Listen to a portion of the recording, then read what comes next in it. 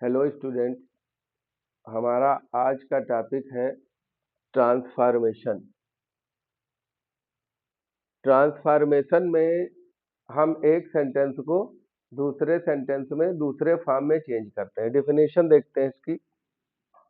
ट्रांसफॉर definition है to change a sentence from one grammatical form.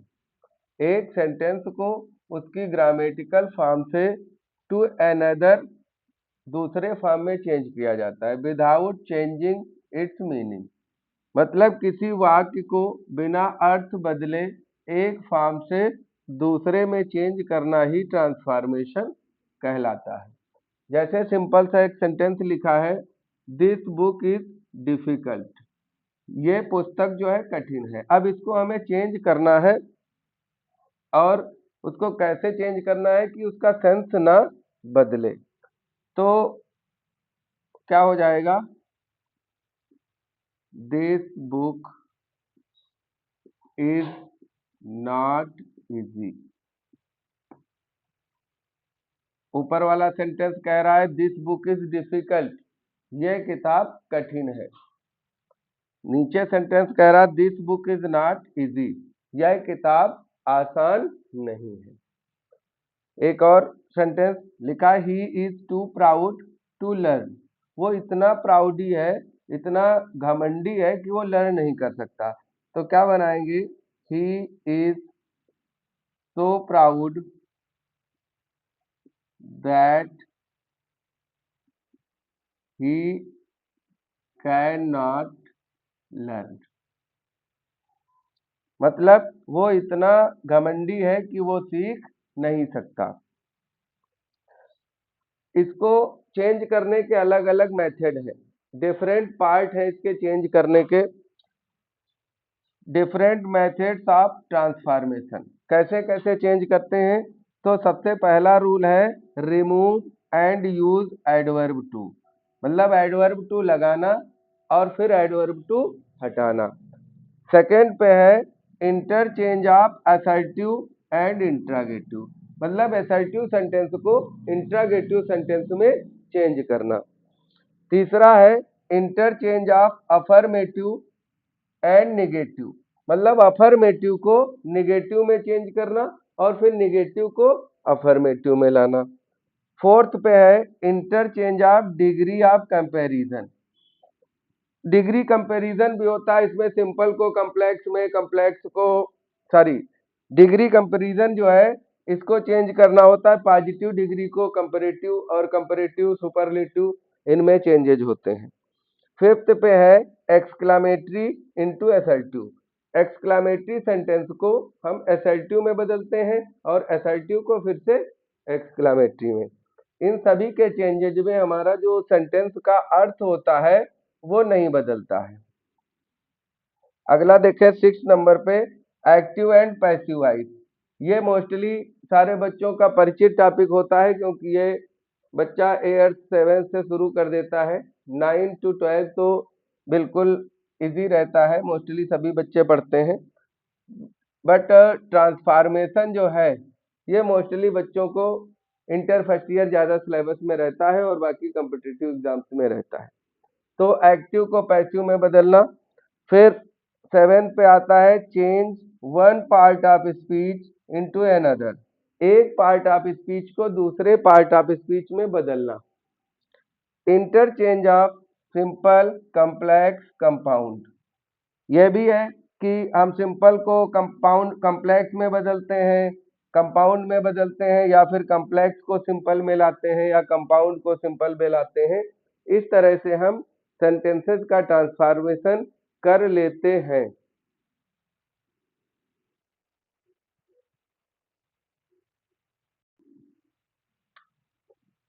देखते हैं आगे स्टेप जो है हमारा। पहला आता है रिमूव टू, और रिमूव टू में दो होते हैं, दो तरह से होता है रिमूव टू। एक में एडवर्ब टू, एडजेक्टिव और इन्फिनिटिव टू आता है, और दूसरा प्रोसेस एक आता है उसमें एडवर्ब टू के बाद केवल एडजेक्टिव आता है। तो हम पहले फर्स्ट पार्ट देखते हैं। इसका एक स्ट्रक्चर बनता है फर्स्ट पार्ट में।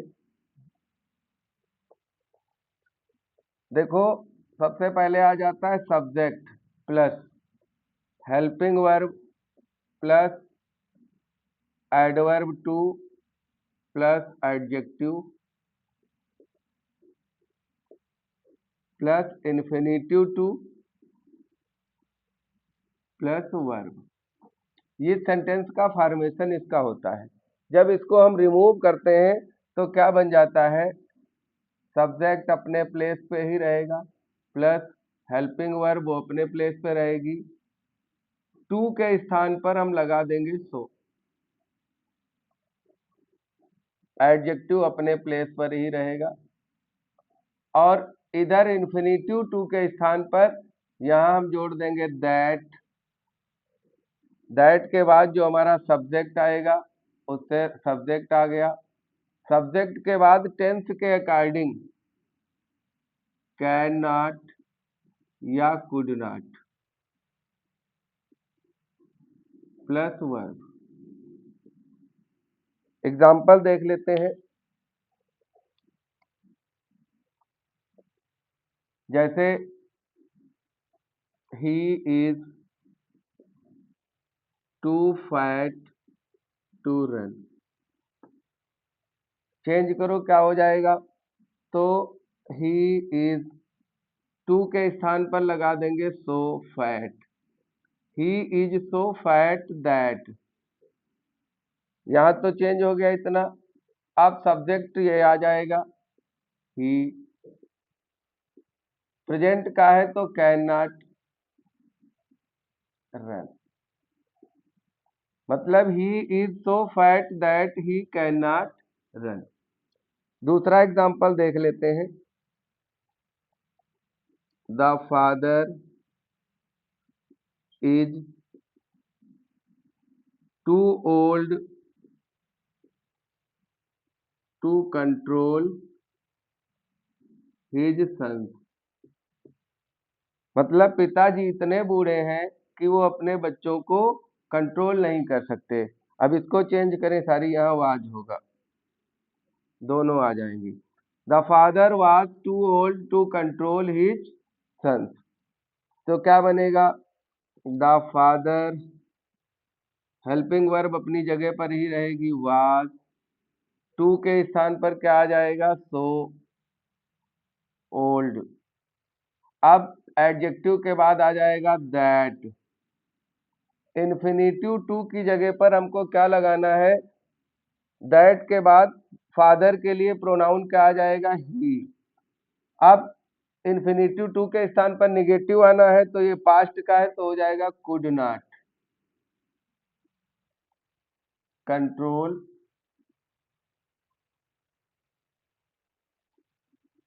His sons, the father was so old that he could not control his sons. इतना समझ में अच्छे से आया होगा, कंफर्म हुआ होगा। अब इसके बाद एक प्रोसेस और होता है कि कभी कभी सेंटेंस में कैन नॉट या कुड नॉट की जगह पर हम डज नॉट, डू नॉट या विल नॉट का भी प्रयोग कर सकते हैं। जैसे एग्जाम्पल देखते हैं।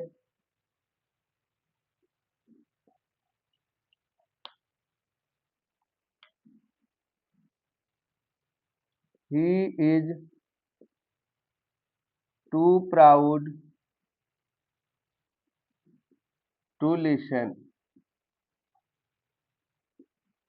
मतलब वो इतना प्राउड है, घमंडी है कि वो सुन नहीं सकता। तो इसको हम बनाएंगे, इसको हम चेंज कर सकते हैं।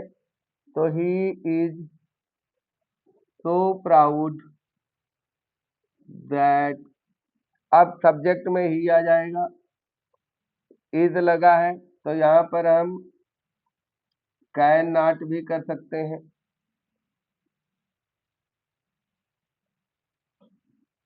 डज नॉट भी कर सकते हैं और विल नॉट भी कर सकते हैं लिसन।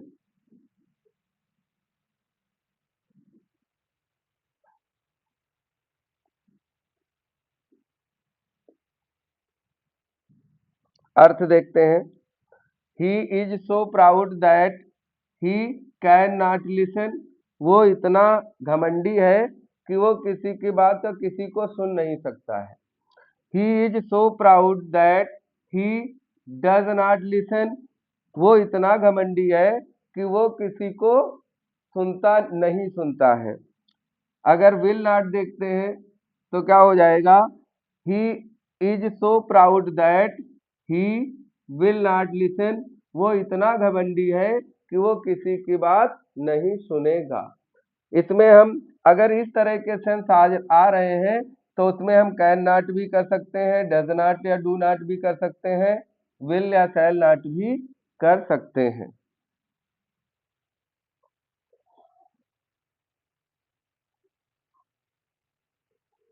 नेक्स्ट पॉइंट देखते हैं। यदि एडवर्ब टू के पश्चात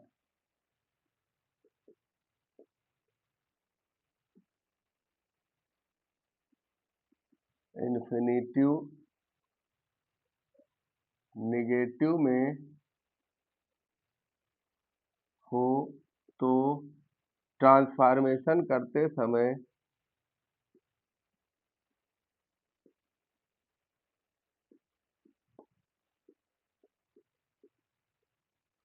नॉट नहीं लगाते हैं।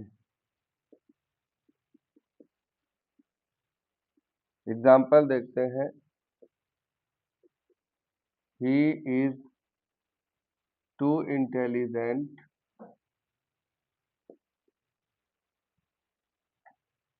not to solve all the questions।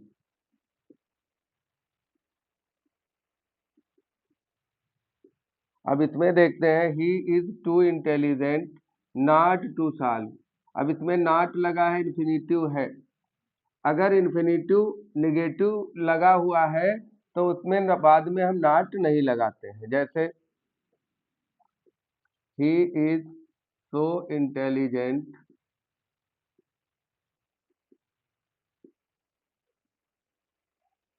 He is so intelligent that. अब सब्जेक्ट आ जाएगा ही। अब यहाँ चूंकि नॉट लगा है तो हम यहाँ केवल कैन लगाएंगे। ही is so intelligent that he can solve all the questions.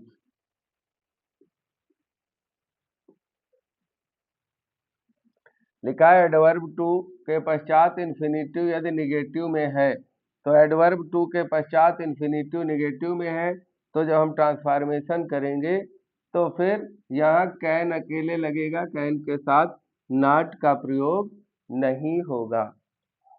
अगला रूल देखते हैं।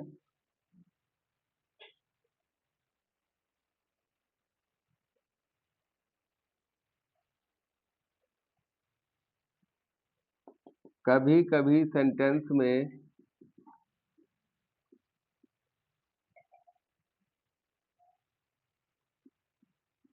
एडवर्ब टू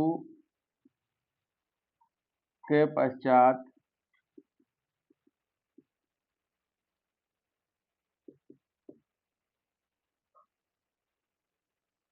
इन्फिनिटिव टू का प्रयोग न करके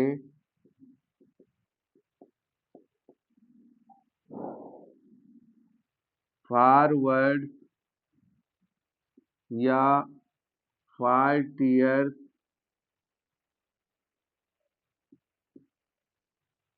जैसे फ्रेज दे देते हैं तो उन्हें चेंज करते समय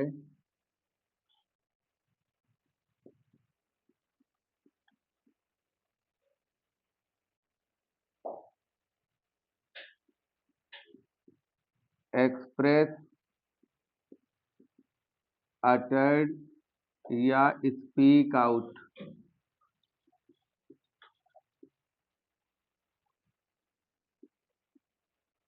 में बदलते हैं। एग्जाम्पल देखते हैं।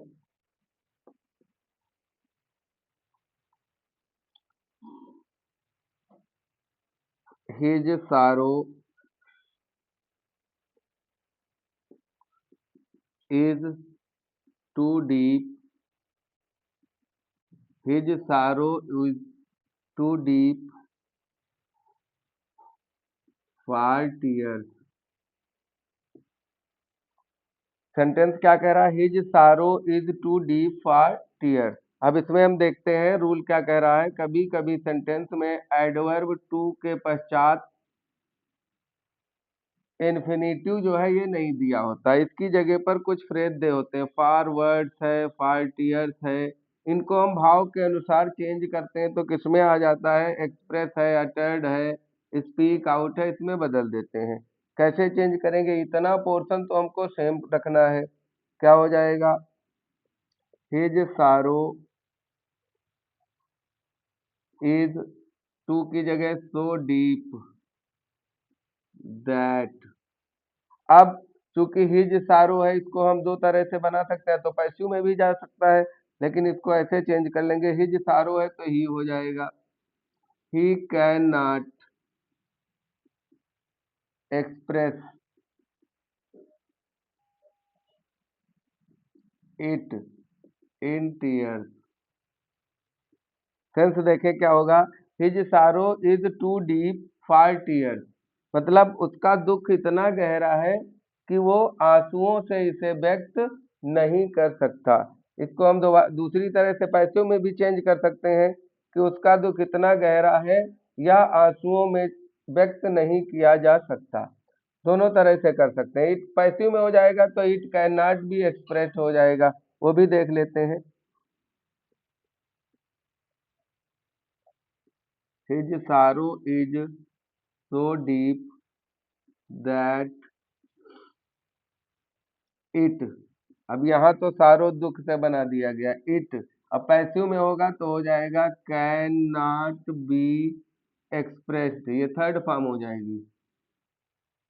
Expressed it, sorry, expressed in tears.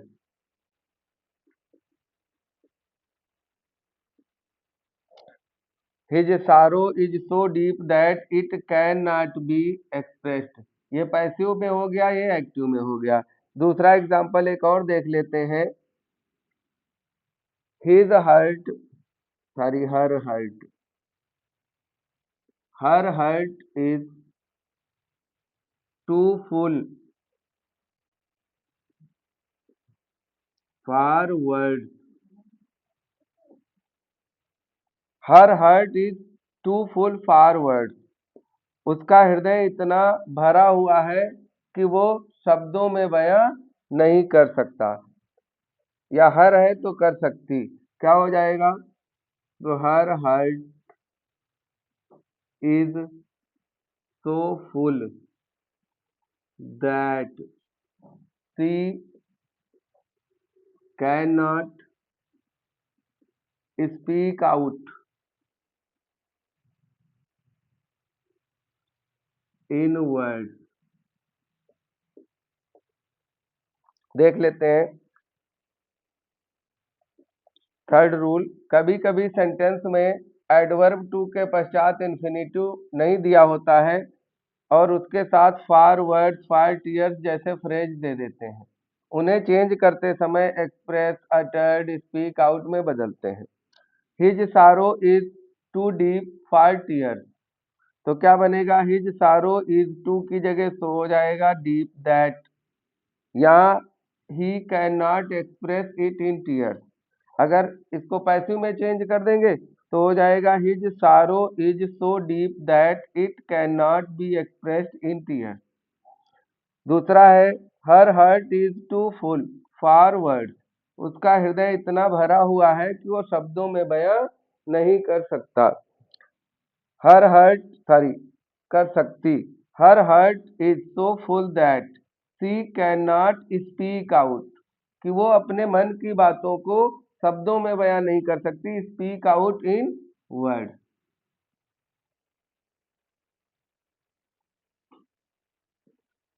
Next rule देखते हैं।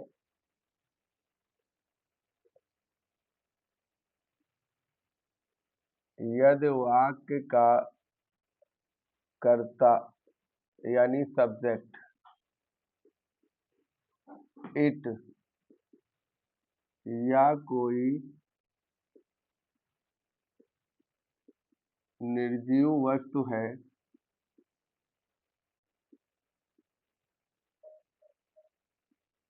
तो उस वाक्य में दिए फ्रेज फॉर मी को आई में बदलते हैं, फॉर हिम को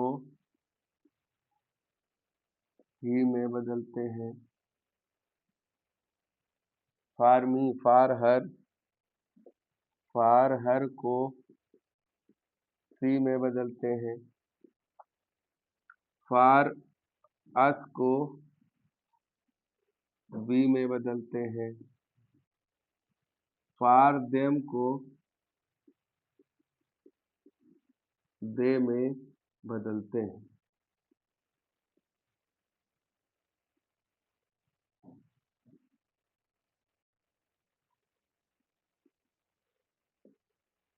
एग्जाम्पल देखते हैं।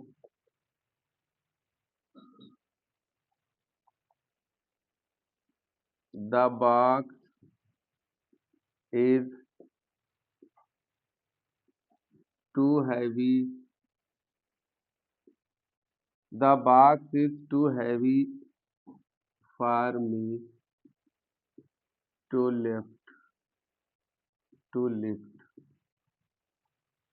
अब इसमें देखते हैं, the box is too heavy for me to lift, तो क्या बन जाएगा? द बॉक्स इज टू की जगह पर हो जाएगा सो heavy.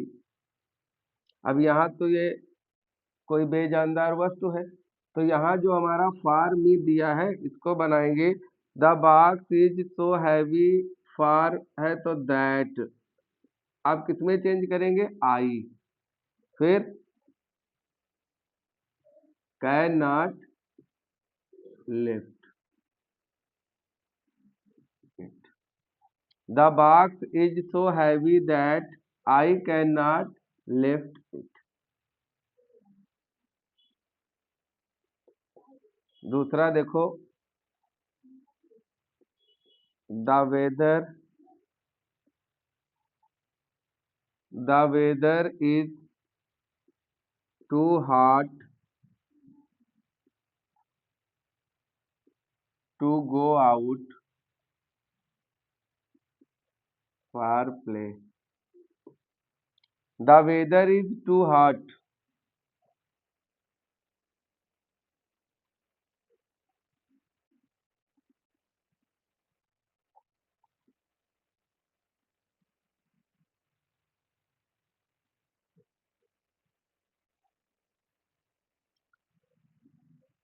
For one to go out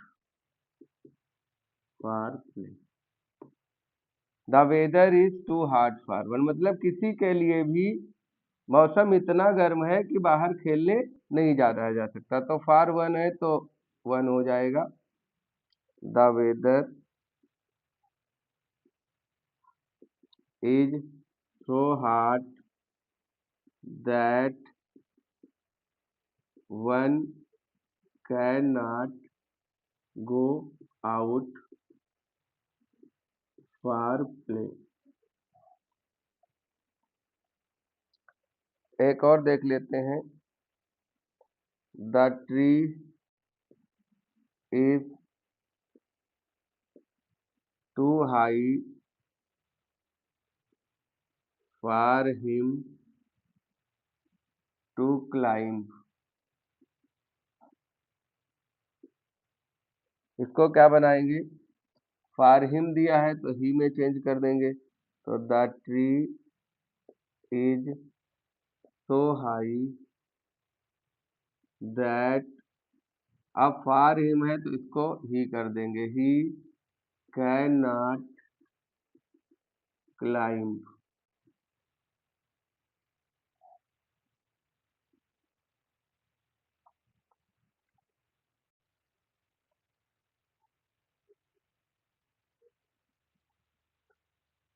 next rule देखते हैं।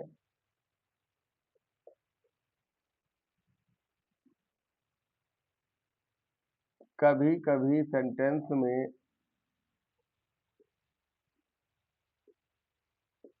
एडवर्ब टू प्लस एडजेक्टिव दिया होता है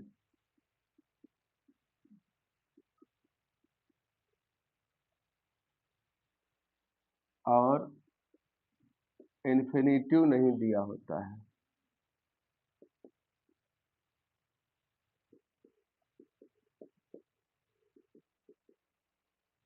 तो ट्रांसफॉर्मेशन करते समय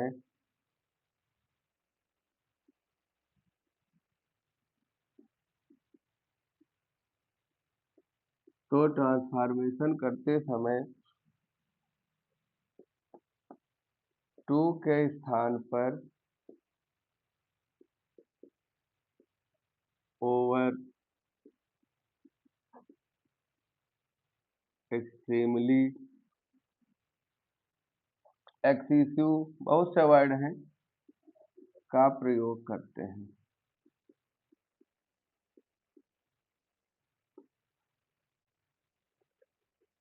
इससे रिलेटेड एग्जांपल देख लेते हैं।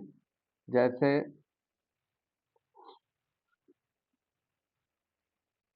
माई मदर इज टू फैट। अब इसमें सेंटेंस दिया है my mother is too fat, अब इसमें इन्फिनिटिव नहीं दिया है, तो हम क्या करेंगे, टू के स्थान पर हम चाहे ओवर लगा दें चाहे एक्सट्रीमली लगा दें, क्या बन जाएगा, my mother is over fat, बन गया सेंटेंस। इसको ऐसे भी कर सकते हैं, माई mother is extremely fat.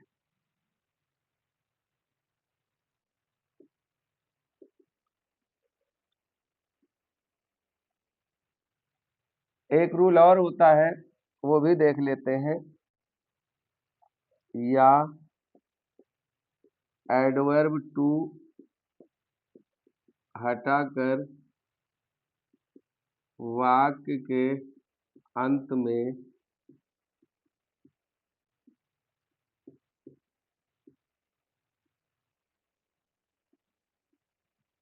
Beyond the proper limit जोड़ देते हैं, बियॉन्ड द प्रॉपर लिमिट जोड़ देते हैं।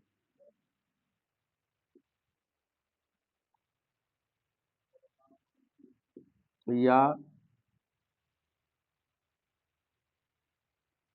एडजेक्टिव को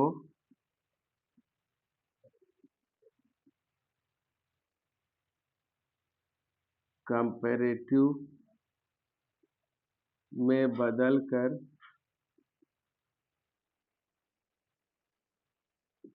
देन शुड बी लगाते हैं। अब यही एग्जांपल नीचे देख लेते हैं। जैसे my mother is too fat. अब इसको बनाना है तो क्या बनाएंगे, एक तो हम ऐसे दोनों तरीकों से बना सकते हैं, टू की जगह ओवर लगा सकते हैं, टू की जगह एक्सट्रीमली भी लगा सकते हैं, और टू की जगह हम एक्सेसिवली भी लगा सकते हैं। ये देख लेते हैं, है रूल सेम है। क्या करेंगे, माई मदर इज, अब टू की जगह ओवर लगा दो, ओवर फैट, ये भी सही है। दूसरा, माई मदर इज, अब हम टू हटा देंगे, क्या हो जाएगा, my mother is fat beyond the proper limit. इसका अर्थ हो जाएगा my mother is fat beyond the proper limit. मेरी माँ एक सीमा से ज्यादा मोटी है, बियॉन्ड द प्रॉपर लिमिट, ये भी सही हो जाएगा। अगर हम इसको कंपैरेटिव डिग्री में करते हैं तो my mother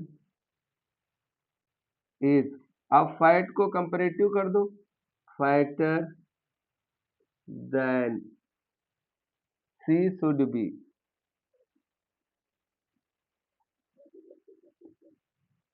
my mother is fatter than she should be. मेरी माँ जितना होना चाहिए उसकी अपेक्षा अधिक मोटी है। एक बार ऊपर से देख लेते हैं। कभी कभी सेंटेंस में एडवर्ब टू के बाद एडजेक्टिव दिया होता है और इन्फिनिटिव टू नहीं दिया होता है, तो ट्रांसफॉर्मेशन करते समय एडवर्ब टू के स्थान पर ओवर या एक्सट्रीमली का प्रयोग कर देते हैं।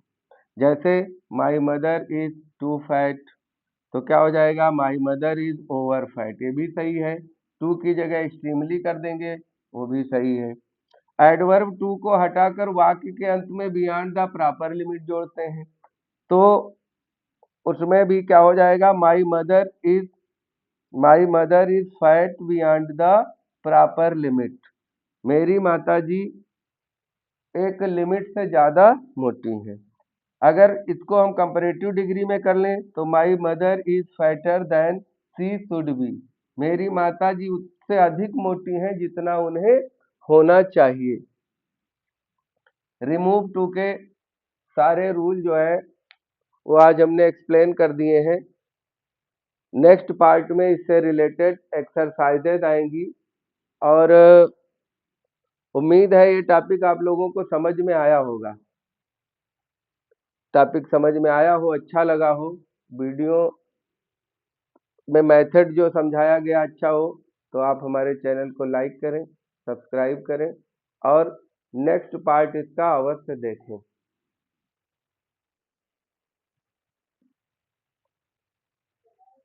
खत्म कर दो।